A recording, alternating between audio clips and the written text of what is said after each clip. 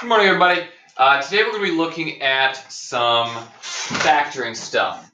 We have been working with radical equations, and we've been trying to solve things of the form like 3x plus 1 underneath the radical, so that's the square root, equals 4. Then you square both sides to solve. You get 3x plus 1 equals 4 squared is 16. Because whenever you have something underneath a square root and you square it, you are going to end up with whatever you started with underneath the radical. So 3x plus 1. Then we will subtract both sides by 1, and 3x equals 15. 16 minus 1 is 15. The plus 1 and the minus 1 cancel. Divide by 3, and x will equal 5. That's the stuff that we have been doing. Today we're going to be looking at something a little bit different. Now I said we're going to factor, and here's why. In order to solve a problem that looks like the square root of 3x plus 1 equals, if we even just put an x on this side, now we've got the variable on both sides of the equation. So when we square this, which is what we need to do in order to get rid of the radical, now suddenly we have this 3x plus 1 over here, but the other side is an x squared. And that changes the problem, because now we're going to have at least two answers because we've got this x squared, or sorry, up to two answers because we have this x squared. We'll subtract 3x plus 1 from both sides, and we'll get 0 equals x squared minus 3x minus 1, which, as it turns out, is something that's going to give us something really horribly and probably irrational, but that's the type of thing that we're going to be shooting for. Okay? So in order to solve that, we got to back up a step, and we've got to do some factoring to build to this. Now, typically, there are two big ways that we talk about factoring. There's factoring the quadratic, which is your x squared plus x plus your constant. The second way is we talk about difference of squares. Typically in math, they teach difference of squares first, but I don't want to, and I'll explain why probably when we get to that tomorrow. Today, I just want to focus on looking at x squared plus, let's say, 3x, and let's go with 2. Okay, that's the kind of thing that we're going to be looking at factoring today, something of this form. Now, when I talk about factoring, what I mean is I want to break this down into two pieces. Okay, two pieces, both of them in parentheses. So if you remember from your foiling, just do this quick. Okay, if you remember when we used to FOIL, first times first, which gives me an x squared, first times last, which is a 2x, inside is another x, plus 2, and we get x squared plus 3x plus 2. We're trying to get to there. Okay? So this is what we want. We want to kind of unfoil everything, defoilify. Okay? Because we want to get back to, this is what we're dealing with, but I don't want to deal with that x squared. That makes a lot of problems that I'm doing really, really difficult. The x squared is a tricky thing to have to try and deal with and solve. So we want to foil or defoil by factoring, because that'll give us something that we can deal with and actually play with a little bit. Okay, so that's what we're trying to do. We're trying to defoil. And that's actually how you check your answer as well, is foil the thing. If it works out that you got what you started with, you're good to go. Just be careful. It's really easy to look at something like the basic arithmetic here and want it to be right and make mistakes because you know what you want. Okay, so we're defoiling today, unfoiling, factoring. Okay, now the frustrating thing with factoring is that a lot of it ends up being guess and check. Okay, we have to look at the possibilities, and at best we're going to make some educated guesses, and then we have to try them and see what works out. Okay, so let's look at something like x squared, let's say plus, let's say 5x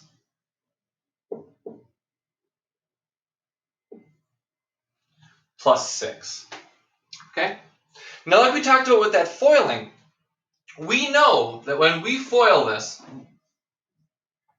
when we factor it, if we foil an x and an x, we will always get that x squared. Because that's x times x, we get the x squared, so we don't need to worry about that. We've got that already. There's no way to mess that up. But we need a number here and we need a number here. First thing that I'm going to look at is this is plus plus. That means I'm not dealing with any kind of negatives at all. So I know that these will be addition as well. And there's a system for that. There's some guessing and checking. But I do know if both of these are positive, both of these will be positive as well. Because I'm adding everything. There aren't any negatives involved.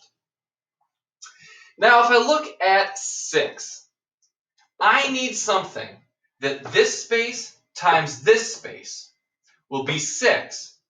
But when I add them together, I'm going to get 5. So I need to write down my factors of 6. All of the numbers, is that on the screen? Yep. All of the numbers that when I multiply them together, I get 6. So I can multiply 1 times 6. Don't forget that one. I can multiply 2 and 3. And that's it. I can't do anything else. There's some fractions and things, but we're just dealing with whole numbers. So 1 times 6 and 2 times 3. Those are my two possibilities. The next question you ask is, what combination, by either adding or subtracting, can get me to 5? Now 6 is tricky. I started with a tricky problem because 6 minus 1 is 5 and 2 plus 3 is 5. So this is where you have to look at the problem a little bit. If it's 1 and 6, I know both of these have to be addition.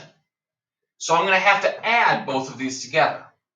Whereas the 2 and the 3, because I have to add them together, that's actually really good because then I end up with the 5. So we're going to have a 2 here and we're going to have a 3 here. So let's check it. X times x is x squared, which is what we're looking for. X times 3 is 3x. 2 times x is 2x. And 2 times 3 is 6. Now before I simplify and combine my like terms, let's just look at this.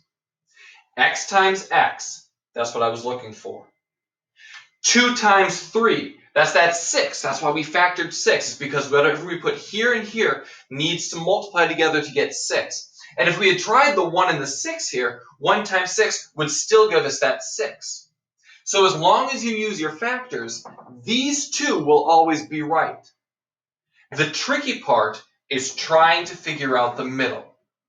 Because we use 2 and 3, 2 plus 3 gives us 5x, which is what we were looking for. Whereas if we used the 1 and 6, 1 plus 6 would have given us 7, which is not.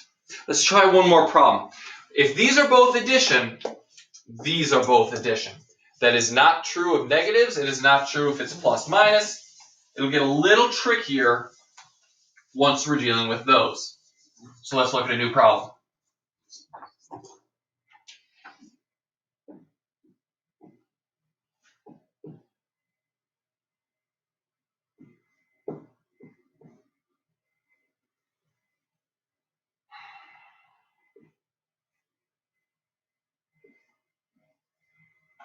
So we're going to look at this.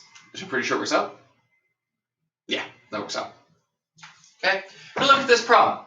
We're going to defoil, unfoil. We're going to factor this guy. X and x. Because this is an x squared, I know that I need the x and the x. Now I know I need something here and here that when I multiply together will be 18. So factors of 18. 1 and 18, never forget that one. 2 and 9, 3 and 6. And as the closer together these numbers get, the closer you probably are to being done. I like to start at the beginning. So 1 and 18, 2 and 9, 3 and 6. 4 won't work, 5 won't work, and now I'm back to the 6. So 6 will work with a 3, 7 and 8 won't work, but 9 will work with the 2, so you can go back up. So as soon as these get close to each other, you're probably getting pretty close to being done. Okay? And if you start at the bottom and go 1, 2, 3, 4, 5, you're unlikely to miss things. Okay, so now I need to find something that when I either add or subtract, I end up with 7. If I look at this 1 and 18, 1 plus 18 is 19. 18 minus 1 is 17. Neither of those are 7. If I look at the 3 and 6, 6 minus 3 is 3. 3 plus 6 is 9. So I either have a 3 or a 9 here. Not what I'm looking for. 2 and 9 can make either 11 if I add them, or 7 if I subtract them. So this is what I'm going to want to use. 2 and 9. Now the question. Plus, minus, am I using addition? Am I using subtraction? And here's the big key. Plus 7x. The 7 is going to have to be positive. So if we want this to be a positive 9 minus 2. Because 9 minus 2 is 7. If it had been a negative, then what we want is a 2, positive 2, minus 9, because that'll give us the 7. Okay, so you can kind of see the math of negative 2 plus 9, or plus 9 minus 2. That's the math that we're doing here. Let's check our answer. X times x is x squared. X times 9 is 9x. That positive 9 we want. Negative 2 times x is a negative 2x. Negative 2 times 9 is a negative 18. Notice again, the x and the x gave us the x squared.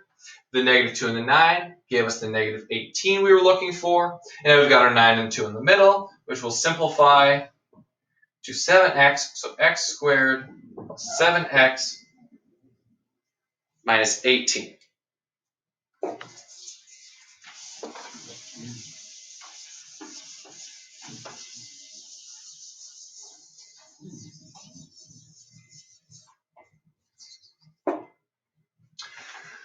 Let me give you a problem to practice on your own.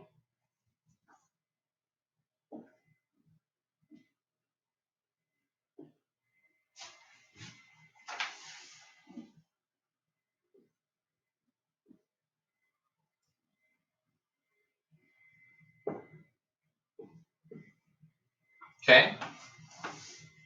First thing that you're going to want to do is set up your parentheses.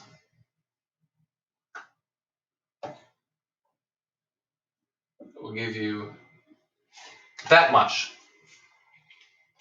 Go ahead, you're going to need to find the factors of 16, and then figure out what factors get you 6, and then figure out your addition and subtraction. Go. Okay, so I'm going to do this in steps, just in case you got lost in a step. So we're going to start with factors of 16. 16, 1 and 16, 2 and 8, 3 won't work, 4 will work with 4. There's no gap between there. I've checked 1, 2, and 3. Those are all the possibilities. Which one of them gives us 6? 1 and 16 won't. 4 and 4 isn't going to. That's either a 0 or an 8. 2 and 8 is what we're looking for. So we should be right there. Take a second. If you haven't gotten that far, continue. And check and see if you can get the addition and subtraction in here. Go ahead. All right, looking at the addition and subtraction, I want a positive 6x. So that means the bigger of these two is going to need to be my positive, because I want the final answer to be positive. And if you have two numbers to add together, whichever one is bigger, we're going to keep that sign. Negative 50 plus 2 will be a negative. Positive 13 minus 6, 13 is bigger, will be positive. Sorry, the first one's negative. The first one's negative. So we know that'll be a positive, and this will be a negative. We'll check our answer. X times x is x squared. X, that's a plus 8x minus 2x minus 16. We got the x squared, which is what we want, and the negative 16, which is what we want. 8 minus 2 is 6, so we will get an x squared plus 6x minus 16, which is what we're chasing. We only did a couple of problems today.